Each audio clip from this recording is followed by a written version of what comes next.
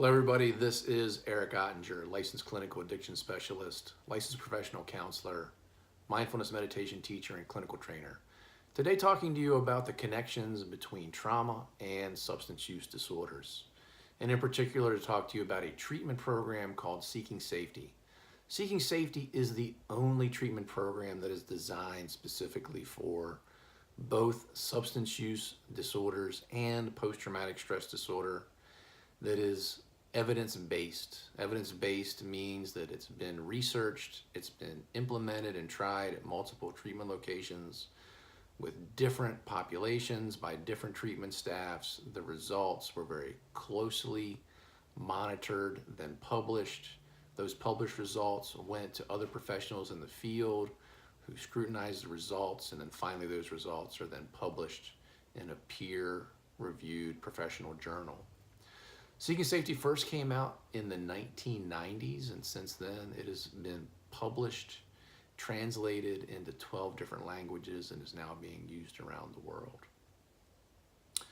Seeking Safety is a treatment program that's a little bit different than some other treatment programs you may have heard for post-traumatic stress disorder. PTSD treatment, here are the treatments you probably have heard of that are also evidence-based. Prolonged exposure, cognitive processing therapy, EMDR, eye movement desensitization and reprocessing. So all three of those treatments, while they are evidence-based, they are much different in Seeking Safety in a couple really important ways.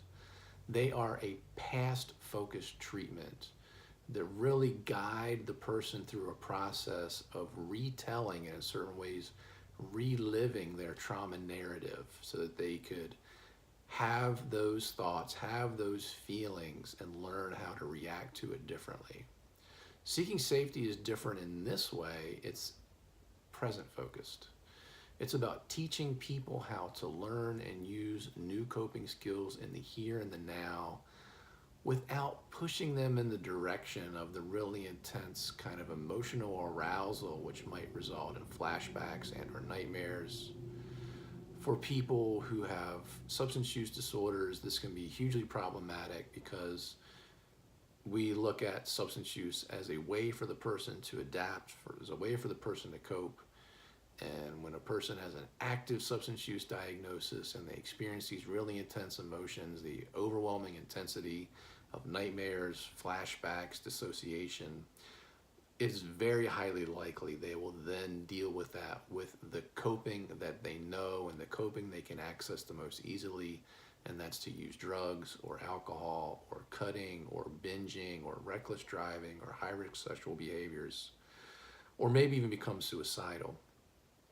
So for all of us that work in the field to be equipped with the ability to have these conversations with people about trauma where we are not triggering them, we are not forcing them, we're expecting them to tell stories, the most deeply personal and often embarrassing stories to people that they don't yet know, and so they might shut down and or quit treatment. Seeking Safety is based on the work of Judith Herman, who wrote a book called Trauma and Recovery back in 1992. And in that book, she established 3 distinct stages of healing from PTSD, the first one being called safety. And then the author of Seeking Safety, Lisa Najavitz, also a trauma expert at Harvard, along with Dr. Judith Herman, she created Seeking Safety as a manualized, evidence-based treatment manual, trauma-informed care of substance use disorders.